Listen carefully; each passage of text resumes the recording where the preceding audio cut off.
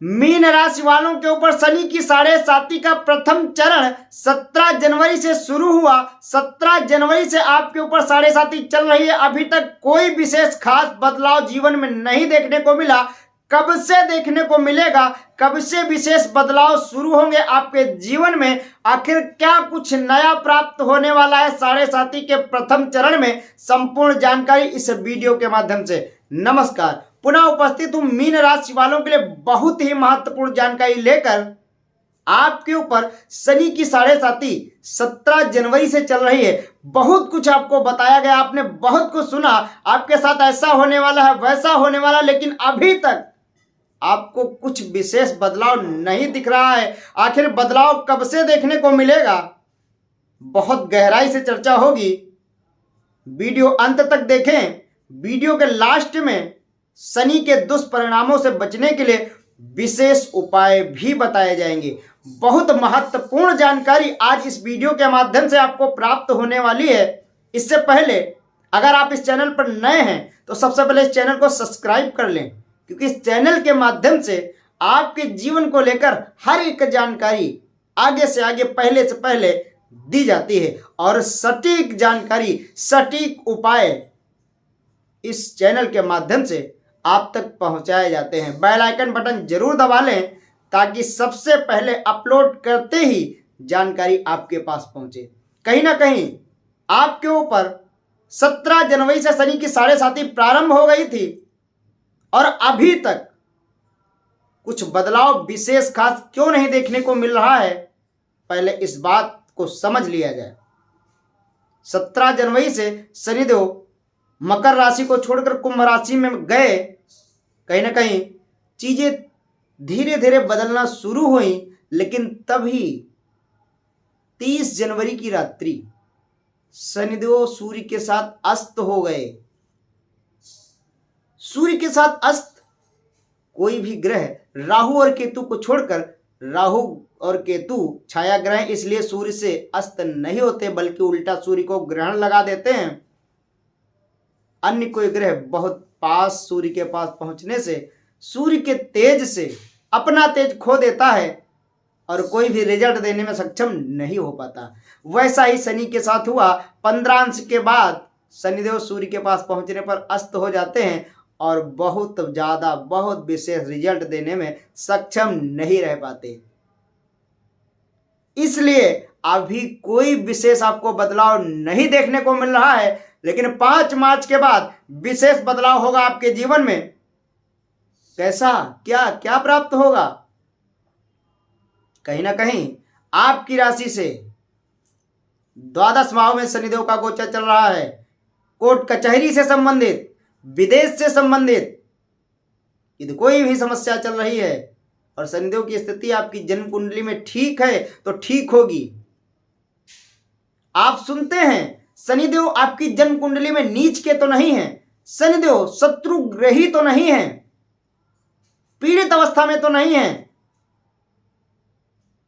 पीड़ित में तो सारी चीजें आ गई, लेकिन शनिदेव नीच नहीं है। शनिदेव किस राशि में बैठे, साथ में आप नक्षत्र भी देखिए, शनिदेव किस नक्षत्र में बैठे हैं। कभी कभी शनिदेव आपकी जन्म कुंडली में उच्च के होते हैं, लेकिन गलत नक्षत्र में होते हैं, सूर्य के नक्षत्र में बैठे हैं, शत्रु के नक्षत्र में बैठे हैं। रिजल्ट वैसे नहीं दे रहे हैं, उच्च के हैं लेकिन रिजल्ट नहीं दे रहे हैं। क्यों? तुला राशि में बैठे हैं, उच्च के हैं, अच्छी अवस्था में तो, राशि में तो अच्छी बैठे हैं लेकिन नक्षत्र अच्छा नहीं है।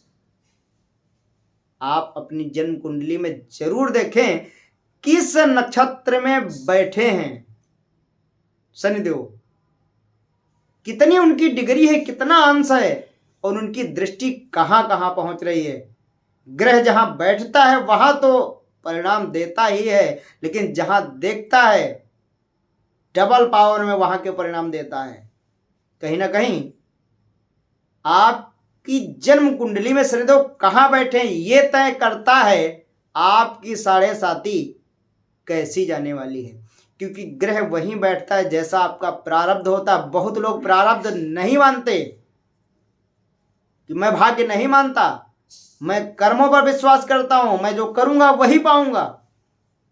मैं भी मानता हूं बिना कर्म के नहीं कुछ प्राप्त होता, लेकिन भाग्य नहीं है या भाग्य का कोई मतलब नहीं है ये भी नहीं कहा जाएगा, क्योंकि जो बच्चा पैदा होता है उसने कौन से कर्म कर डाले जो उसको इतनी बड़ी बड़ी, आप सुनते होंगे डेली, बच्चा पैदा हुआ उसको बड़ी बड़ी बीमारियां आ रही हैं, तुरंत वो एक्सपायर हो जा रहा है, गर्भ में ही एक्सपायर हो जाता है।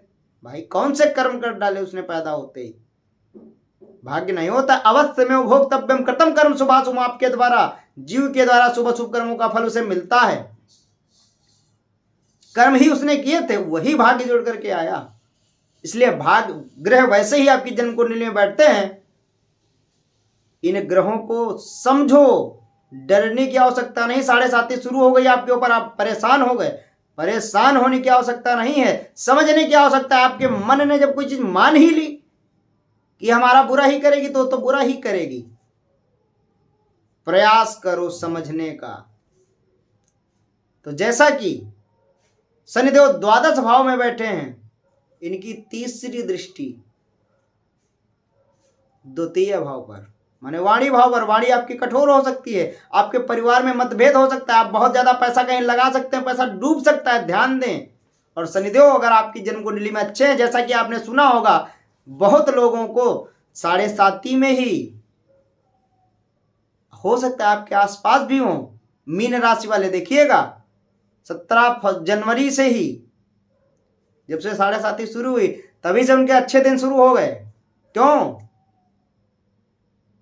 बहुत लोग 7.5 में ही बनते हैं। और सबसे बड़ी बात, 7.5 आपको सिखाने आती है, जीवन का मतलब समझाने। इसी 7.5 में आपको पता चल जाएगा कौन आपका है और कौन आपका नहीं है। रिश्ते, घर परिवार, मित्र यार दोस्त, पत्नी पति, सब कुछ इसी में। और जीवन क्या है, जीवन का सार आपको इस 7.5 में मिलने वाला है कहीं ना कहीं। जैसा कि ये 7.5 का प्रथम चरण विशेष होने वाला है आपके लिए। यदि आप विदेश की तैयारी कर रहे हैं, विदेश जाना चाहते हैं, विदेश सेटल होना चाहते हैं, जा सकते हैं। किसी कंपटीशन का, आप किसी कंपटीशन की तैयारी कर रहे हैं, मेहनत कर रहे हैं, विशेष रिजल्ट मिलने वाला है, विशेष धनागमन के योग बनने वाले हैं कहीं ना कहीं। जैसा कि थोड़ा सा वैवाहिक जीवन को लेकर ध्यान रखें। वैवाहिक जीवन में छोटी छोटी बातों पर तनाव उत्पन्न हो सकता है, गुस्सा आपकी बढ़ सकती है, जल्दबाजी बढ़ सकती है, ध्यान रखें। बहुत ज़्यादा गुस्सा और जल्दबाजी करने की आवश्यकता बिल्कुल नहीं है। आशा करता हूँ चीज़ें समझ में आई होंगी। अपने विचार कमेंट बॉक्स में जरूर रखें। और अगर आप हमसे जन्म कुंडली विश्लेषण करवाना चाहते हैं, ज्योतिषीय परामर्श लेना चाहते हैं, स्क्रीन पर दिए गए नंबर पर ही व्हाट्सएप करें। जानकारी अधिक से अधिक शेयर करें। राधे राधे।